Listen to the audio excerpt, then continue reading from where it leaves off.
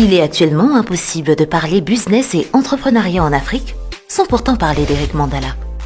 Sa réussite et sa fortune surprennent énormément des gens, sans parler de son parcours qui changera votre façon de voir la vie. Pour plusieurs, partir du bas de l'échelle et se bâtir un empire jusqu'à habiter la plus haute tour du monde à Dubaï relève de la science-fiction. Mais cela est bel et bien le cas de l'histoire d'Eric Mandala. Le monde le découvre aujourd'hui à la tête d'un grand empire avec plusieurs entreprises à son actif, mais il y a aussi l'envers du décor car l'histoire d'Eric Mandala, c'est aussi l'histoire d'un petit garçon de 9 ans qui se levait à 5 heures du matin, accompagner sa mère pour acheter du pain et le revendre.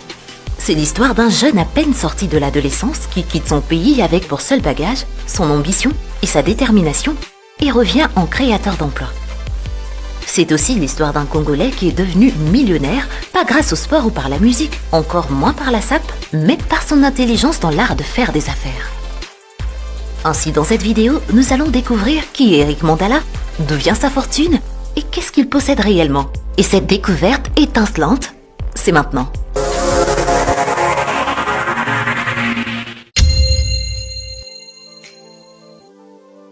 Eric Mandala Kinzenga voit le jour à Kinshasa, capitale de la République démocratique du Congo, le 26 juin 1976. Il est l'avant-cadet d'une famille de 10 enfants. Il fait ses études primaires au collège Saint-Giral et ses études secondaires à l'ITC de Njili, toujours à Kinshasa.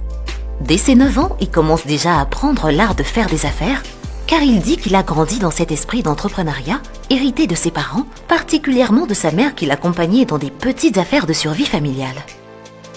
Eric Mandala n'a jamais oublié cette expérience, car c'était une sombre période pour le petit garçon qu'il était, mais aussi une des plus belles formations dans l'art des affaires. Eric Mandala raconte: Il y a quelque chose que ma mère m'a appris dans les affaires.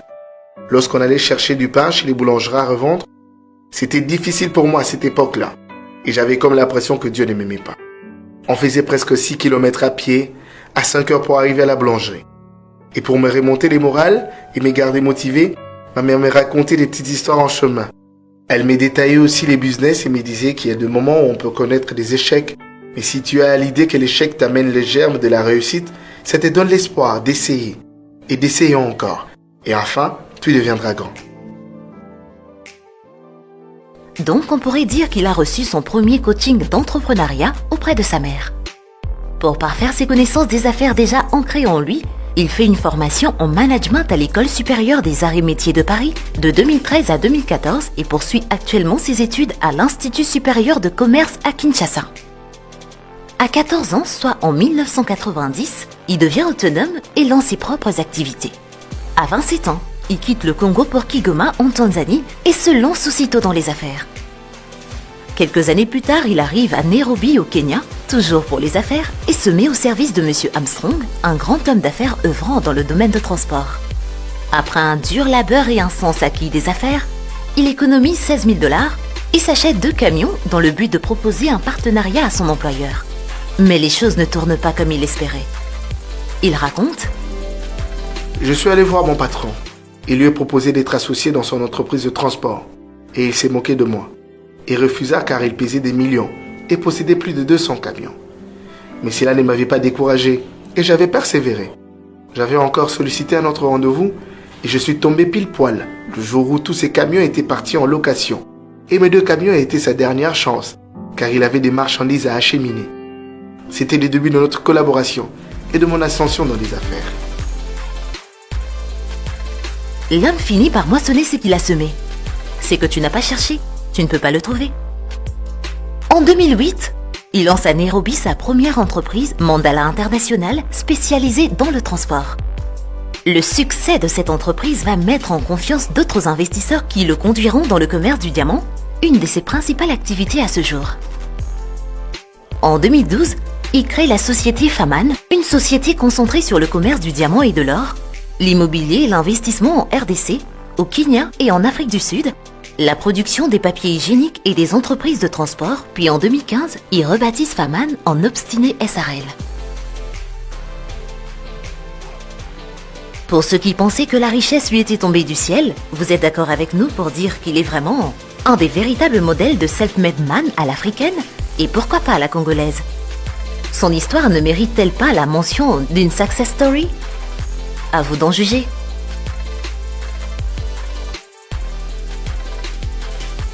Comme tout millionnaire qui se respecte, Eric Mandala possède un garage bien fourni. Une Rolls-Royce Phantom, la voiture de millionnaire, une Range Rover, une Mercedes GLE. En outre, il possède aussi une limousine Bentley, une autre limousine Hummer H2 et plusieurs voitures de luxe dont il a laissé la charge à son entreprise de location de voitures. Pour une croisière de rêve sur le majestueux fleuve Congo, l'homme d'affaires a toujours la classe d'un yacht qu'il a aussi laissé à la charge d'Obstiné SRL, son entreprise multisectorielle. En immobilier, il possède plusieurs maisons et appartements en RDC, dont un bon nombre d'appartements de luxe dans la somptueuse et célèbre cité du fleuve à Kinshasa, et bientôt il achèvera l'immeuble Mandala Tower dans un quartier chic de la capitale congolaise. Il possède aussi quelques bricoles immobilières au Kenya, en Angola, et plusieurs appartements et villas en Afrique du Sud. Notons également que sa société Obstiné Immobilier s'occupe de location d'appartements, de villas et autres biens immobiliers.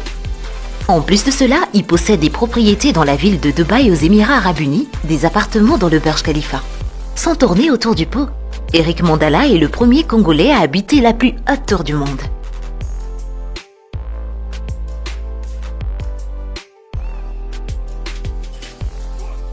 Dans l'industrie, l'entrepreneur congolais possède également une entreprise Obstiné SRL spécialisée dans la fabrication et la commercialisation des margarines, savons en poudre et des papiers hygiéniques. Mais ses talents d'entrepreneur ne s'arrêtent pas là.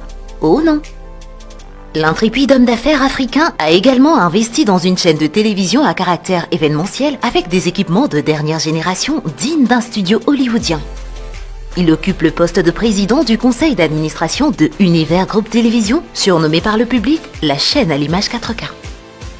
La chaîne de télévision est dirigée par sa sœur, une pro du monde des médias. Les studios de la chaîne sont également situés dans la fameuse cité du fleuve à Kinshasa. L'un des principaux secteurs d'activité d'Eric Mandala est le diamant. Il possède un grand département dans Obstiné SRL qui œuvre également dans l'achat et la vente des pierres précieuses. Et rares sont les diamantaires qui gardent leur constance comme lui. L'insatiable investisseur a aussi investi dans l'agroalimentaire avec une grande ferme où l'on élève plusieurs bovins et il se lance également dans la production de farine et mettra bientôt la main sur le marché congolais et africain de la farine de maïs bio ainsi que d'autres sortes de farine. Étant lui-même un vrai self-made man, il a créé en 2019 un club d'entrepreneurs qui nomme Obstiné Leadership Club avec l'ambition de regrouper des femmes et des hommes qui doivent symboliser la réussite dans leur secteur d'activité. En utilisant ses expériences et ses formations en management avec des experts, il prépare déjà les millionnaires de demain. N'est-ce pas là une preuve de sa grandeur d'âme ? Adulé et chanté plusieurs fois par des musiciens congolais, entouré par des célébrités, des hommes d'État, des superstars comme Mutombo Dikembe et même avec d'autres grands hommes d'affaires comme Ahmed Bellassar, Eric Mandala reste pour autant un humble et fervent chrétien. Ce philanthrope est un humaniste avéré et il ne cesse de multiplier des œuvres caritatives auprès de ses compatriotes. Il est vice-président de la fondation Maria Piron qui vient en aide aux enfants délaissés, aux malades et aux personnes âgées, une initiative de son épouse Maria Piron Mandala, à qui nous consacrerons une vidéo car elle est également une philanthrope comme son époux. Eric Mandala œuvre aussi avec la fondation Sarah Mandala et grâce à lui ils ont doté d'un système de distribution d'eau potable tout un village à Ntsélé. La scène des réjouissances des habitants du village à la vue de l'eau sortant du robinet pour la première fois ne pourrait pas vous laisser indifférent. Avec la récente pandémie de la Covid-19, il s'est retrouvé bloqué à Dubaï avec d'autres Congolais suite à la fermeture de frontières en RDC. Sans arrière-pensée ni ambition politique, mais juste par bonté du cœur, il a pris en charge à ses frais le logement et la restauration de ses compatriotes qui avaient dépassé leur budget de voyage, car la plupart y étaient juste pour 2 semaines.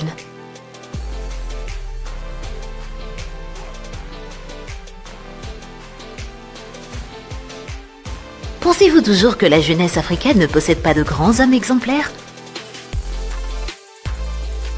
Eric Mandala est vraiment la preuve que l'on peut avoir une grande fortune et garder les pieds sur terre. Merci d'avoir suivi cette vidéo. Et si elle vous a plu, n'oubliez pas d'aimer et de vous abonner pour plus de contenu enrichissant. Partagez le lien à vos proches. Aussi, dites-nous dans les commentaires quelles autres personnalités inspirantes vous voulez entendre parler dans nos prochaines vidéos.